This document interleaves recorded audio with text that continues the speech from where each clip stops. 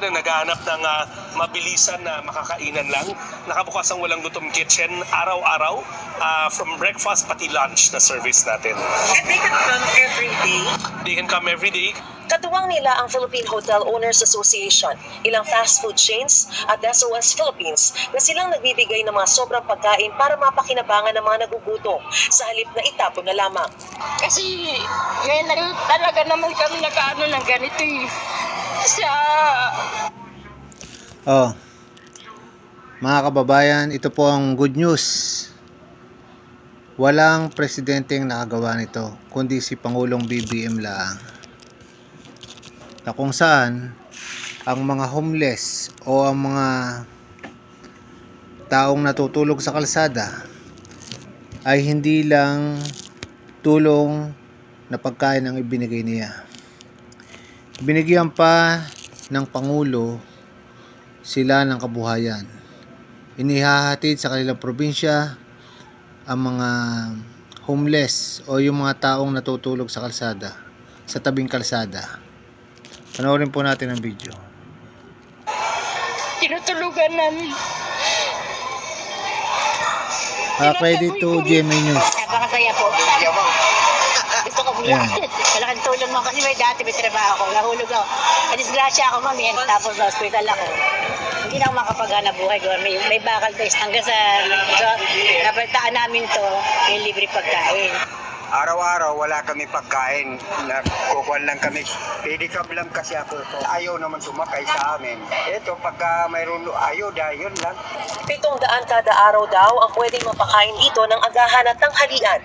Pinangunahan din ni Pangulong Marcos ang pagkapasinaya sa nirenovate na Pagabot Processing Center na magsisilbing pansamantalang kanlungan para sa mga makukuha sa lansangan.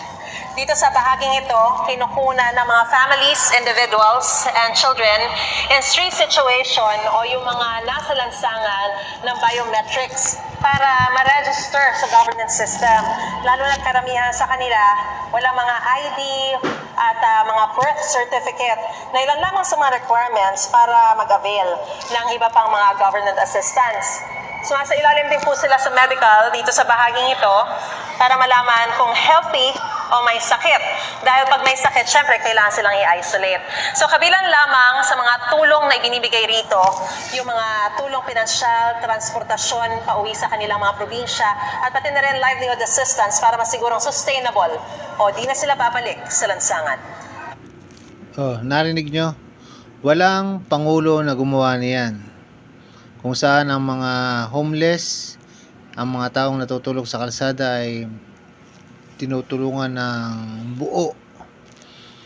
At inutusan ng Pangulong BBM si Rex Gatchalian na kunin at pakainin at ihatid sa kanilang probinsya. At pagdating sa kanilang probinsya ay binibigyan ng kabuhayan gaya ng bangka o maliit na tindahan. Dito may 200 bed capacity para sa mga individual o pamilya. Meron ding recreation area, prayer area, counseling at multipurpose hall. May tamang pagtulong sa mga kapwa natin na makinig nakatira kayo. sa lansangan.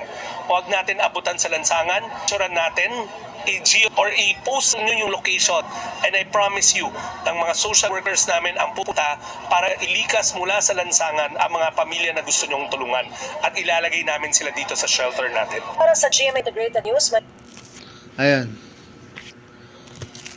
Yan po ang good news ng ginawa ng ating mahal na Pangulong BBM.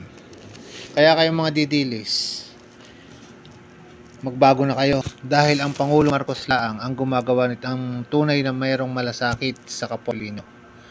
Isipin nyo na hindi lang pagkain ang ibinigay na tulong o pera, kundi ihahatid sa kanilang probinsya ang mga homeless na Pilipino. At ang dapat nyong gawin mga kababayan, kapag nakakita kayo yung lugar, pipicturean nyo po yun at inyong ipopost sa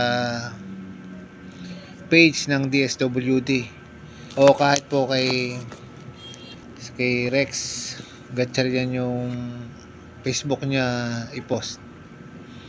Ganun lang po mga kababayan ang ating magagawan tulong.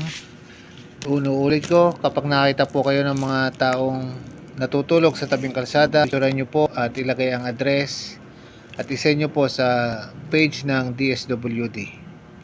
Yun lamang po at magandang gabi sa inyong lahat. Maligayang Pasko mga kababayan. Salamat po.